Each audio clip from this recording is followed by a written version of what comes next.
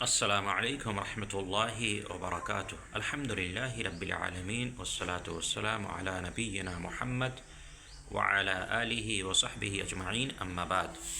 محترم ناظرین، آج کے درس میں ہم بیان کریں گے نماز وتر کے بارے میں۔ محترم ناظرین، وتر کے معنی طاق کے ہیں، اور طاق کہتے ہیں ایسی عدد کو جو جوڑا نہ ہو، جیسے 1، 3، 5، 7۔ تو نبی صلی اللہ علیہ وسلم سے نماز وتر پڑھنے کے مختلف طریقے ہیں۔ نماز وتر ایک رکعت بھی ثابت ہے، اسی طرح سے 3، 5، 7 یہ سب نبی صلی اللہ علیہ وسلم سے ثابت ہیں۔ البتہ نبی صلی اللہ علیہ وسلم سے، جیسا کہ ام عائشہ کی روایت ہے، رمضان یا غیر رمضان میں آپ صلی اللہ علیہ وسلم 3 رکعت وتر پڑھتے تھے، 8 رکعت نماز تہجد اور اس کے ساتھ 3 رکعت وتر۔ تو اس طرح سے 11 رکعت آپ رمضان ہو یا غیر رمضان ادا فرماتے تھے۔ اس لیے ہمارا بھی عمل 3 رکعت وتر پہ ہونا چاہیے، ورنہ عام طور پہ یہ ہوتا ہے کہ لوگ ایک ہی رکعت وتر پہ اکتفا کر لیتے ہیں۔ تو عام طور پہ ہمیں 3 رکعت ادا کرنا چاہیے۔ ہاں، کوئی ایمرجنسی ہے، کوئی ضرورت آن پڑی ہے، تو اسی صورت میں 1 رکعت پہ اکتفا کیا جا سکتا ہے۔ اب رہ گئی بات کہ وتر کی نماز کیسے ادا کریں۔ اگر 3 رکعت آپ کو پڑھنی ہے تو کس طرح سے پڑھیں گے؟ تو اس کا 2 طریقہ ہے۔ پہلا طریقہ یہ ہے کہ آپ 2 رکعت نماز پڑھ کر کے سلام پھیر دیں، پھر الگ سے 1 رکعت پڑھیں۔ اور دوسرا طریقہ یہ ہے کہ تینوں رکعت مسلسل ایک سلام کے ساتھ پڑھیں اور بیچ میں 2 رکعت کے بعد تشہد میں نہ بیٹھیں۔ یہ دونوں طریقہ ثابت ہے، اور 2 رکعت کے بعد سلام پھیر دینے والا جو عمل ہے یہ افضل ہے۔ اس لیے آپ کوشش کریں کہ وتر کی نماز 3 رکعت ادا کریں اور 2 رکعت پڑھ کر کے سلام پھیر دیں، پھر الگ سے 1 رکعت ادا کریں۔ اب رہ گئی بات نماز وتر میں دعائے قنوت کی، تو ہمیں چاہیے کہ ہم دعائے قنوت کو یاد کر لیں اور اسے وتر کی آخری رکعت میں رکوع سے پہلے یا رکوع کے بعد ادا کریں۔ دونوں صورت ہے، چاہے تو رکوع سے پہلے ادا کریں یا رکوع کے بعد ادا کریں۔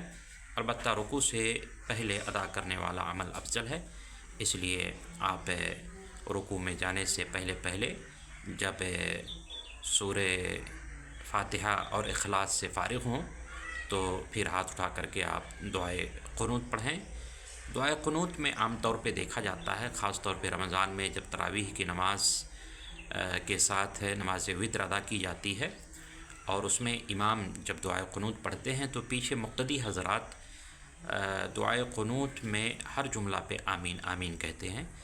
تو یہاں پہ ایک وضاحت میں یہ کر دینا ضروری سمجھتا ہوں کہ شروع سے، یعنی اللہم اہدنا فیمن ہدیت وعافنا فیمن عافیت وتولنا فیمن تولیت وبارک لنا فیما اعطیت وقنا شر ما قضیت، یہاں تک تو مقتدی آمین کہیں، وقنا شر ما قضیت تک۔ اس کے بعد پھر آگے فإنک تقضی ولا یقضی علیک انہ لا یذل من والیت ولا یعز من عادیت تبارکت ربنا وتعالیت وصلی اللہ علی النبی، یہاں تک مقتدی کو خاموش رہنا۔ اس میں 2 صورت ہے، ایک تو ہو بہو وہی اسی الفاظ کو دہرائیں اپنے من کے اندر، یا پھر خاموشی سے امام کی دعا کو سنیں اور اس پر آمین نہ کہیں۔ تو شروع سے لے کر کے وقنا شر ما قضیت تک آپ آمین کہیں گے، اور باقی دعاؤں کو صرف سنیں یا انہیں من میں دہرائیں۔ اسی طرح سے دعائے قنوت میں دونوں صیغے وارد ہیں، مفرد کا صیغہ بھی وارد ہے، جمع کا بھی صیغہ وارد ہے۔ چاہے تو اللہم اہدنی فیمن ہدیت وعافنی فیمن عافیت اس طرح سے دعا کریں، اور چاہیں تو جمع کے صیغے کے ساتھ، یعنی اللہم اہدنا فیمن ہدیت وعافنا فیمن عافیت، دونوں طریقہ رائج ہے اور دونوں طریقے سے دعائے قنوت کو پڑھ سکتے ہیں۔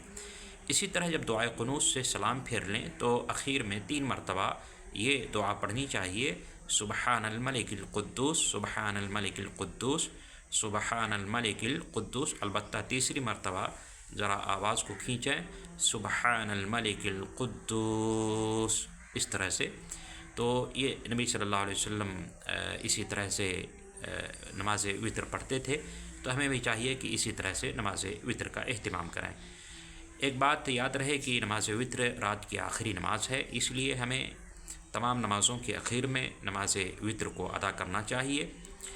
اور اگر مان لیجئے رمضان مبارک کا مہینہ چل رہا ہے اور آپ قیام اللیل کرنا چاہتے ہیں تو آپ کو چاہیے کہ اپنی وتر کی نماز کو باقی رکھیں، اور جب رات کے سحر اٹھ کر کے قیام اللیل کر لیں تو پھر نماز وتر کی ادائیگی کر لیں۔ بس اوقات یہ ہوتا ہے کہ ہم وتر کی نماز کو باقی رکھ دیتے ہیں اور یہ سوچ کر کے کہ رات میں اٹھیں گے اور نماز تہجد کی ادائیگی کریں گے، پھر وتر کو پڑھیں گے، اور ایسی صورت میں ہم سوئے رہ جاتے ہیں اور اذان فجر ہو جاتی ہے۔ تو ایسی صورت میں جب کہ ہماری وتر کی نماز چھوٹ جائے تو اس کا طریقہ یہ ہے کہ سورج نکلنے کے بعد دن میں ہم اس وتر کی قضا کر لیں، اور وہ بھی جفت کی شکل میں، یعنی اب طاق عدد میں ہم وتر کی ادائیگی نہیں کریں گے بلکہ جفت کی شکل میں، یعنی ایک رکعت مثلا آپ پڑھ رہے ہیں تو 2 رکعت کر کے پڑھ لیں، یا 3 رکعت معمول ہے تو 3 رکعت کو آپ 6 رکعت 2 رکعت کر کے آپ ادا کر لیں۔